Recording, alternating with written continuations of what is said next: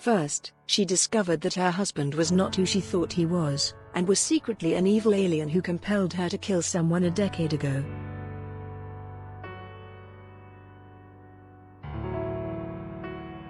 Then he died, and her brother Max died, and the girl she had been compelled to kill came back to life.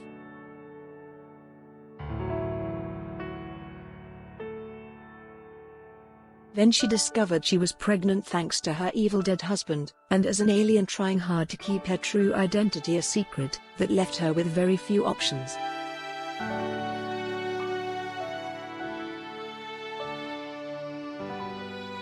She's already got a lot of grief and trauma she's dealing with, which she's doing very much alone, Lily Cowles tells E! News.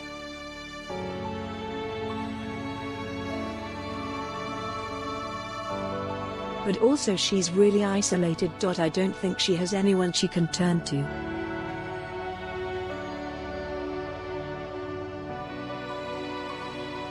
Isobel ultimately decided to use the very dangerous alien-killing serum that Liz had developed last season to attempt to give herself an abortion, planning to eventually use the antidote to save He.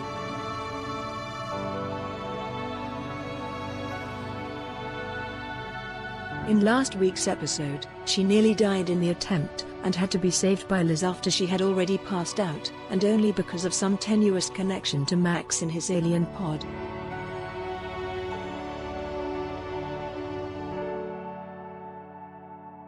This may be a tale of aliens with alien superpowers, but Isobel's tale isn't all that unfamiliar.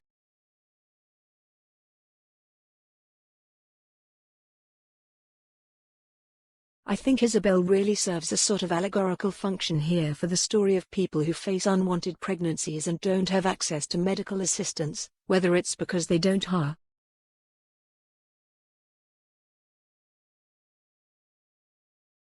So hold on to your hats.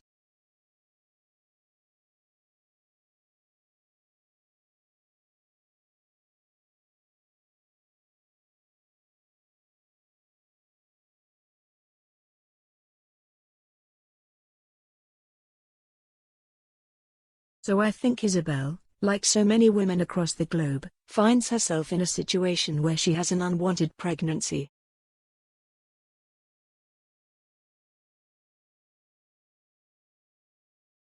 Cowles says Isobel is a person who wants a family, but not like this.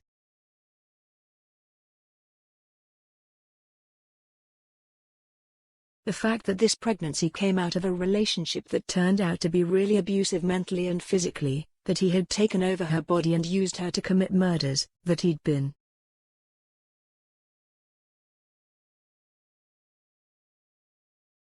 It's being forced on her in a way that she does not want, and so it's a fight to save herself, save her future, she says.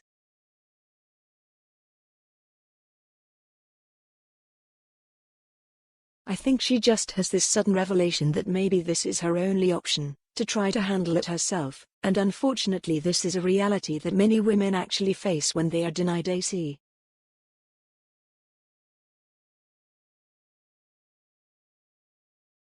I think this is a consequence of barring women from having access to proper health care and reproductive rights.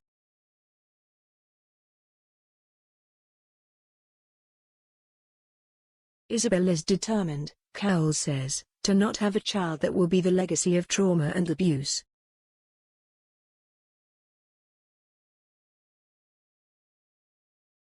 Isobel also has quite the journey ahead of her, now that her alien abortions seem to have worked and she's free of Noah hopefully forever.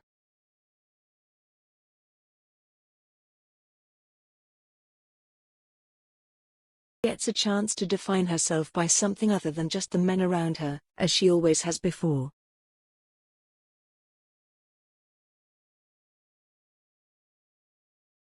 She's been a sister, she's been a wife. Her identity has always been tied up in the identity of other people, specifically men, Cowles says.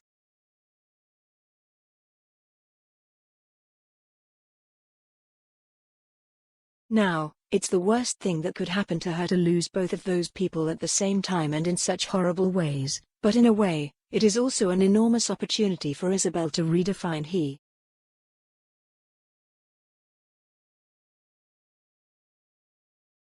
So it's harrowing, the journey that she has to go through.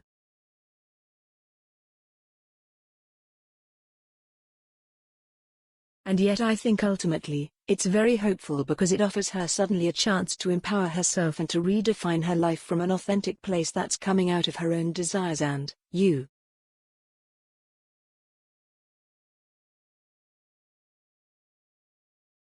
So what's next for Isobel? She's taking her life into her own hands.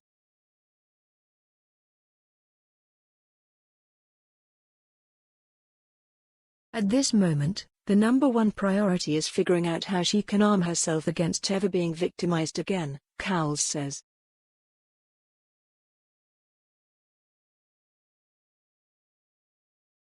I am realizing that I'm my own protector, but I have agency over myself, so I think it's first, I'm going to arm myself and protect myself, and second, I'm going to figure out who I am when I feel less.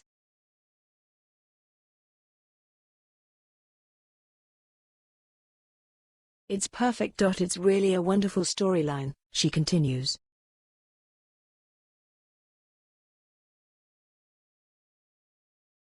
I was thrilled as an actor to be able to take that on for her because season 1, she's so buttoned back and restricted and living in this glass bubble, this golden cage that she had built for Hersey.